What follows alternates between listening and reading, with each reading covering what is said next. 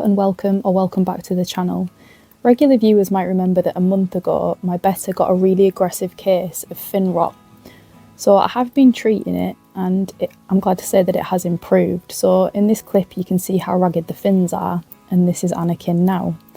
So I've been treating him with various medications, and I'm going to show you what I've used and how I've used it, so that if you ever have a betta with an issue, then hopefully you can be better equipped to perhaps have more knowledge in how to deal with this disease in the first place. It can be caused for a lot of reasons. I'm honestly not sure how or why he got it, but yeah, it was quite an aggressive case and I really didn't think he was going to make it. But as you can see, his fins are regenerating and he's looking a lot healthier. So for the treatment, I initially used something called Methylene Blue. So to do this treatment, I added my betta fish into a bucket of his own tank water, so that part's really important, to use the water that's already in the tank. This treats 1 ml per 9 litres, and this is a 12-litre bucket. I tend to underdose just to be on the safe side, and I add that in so that it slowly dissolves into the water and he's not quite so shocked. And I did this for a week, every 2 days for about 15 minutes, and there was a massive improvement nearly almost immediately. It took a while for the fins to actually regenerate, but you could see that the infection had stopped. The black line sort of disappeared. So the next port of call was botanicals. They're usually a classic. So what I would do is I would just boil up some water and add them to the pan. So I used Indian almond leaves as well.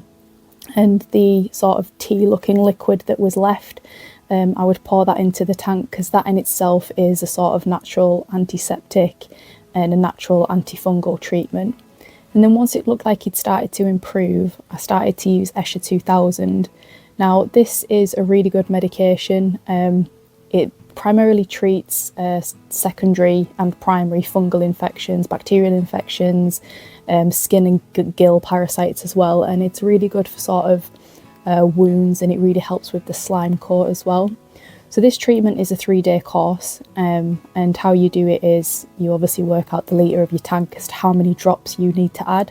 So your first day you may add say 12 drops, then the second day is 6 and the third day is 3, so it gradually halves all the way down. You can repeat this treatment, but it's best to do a water change first. So water changes are also something that's quite important.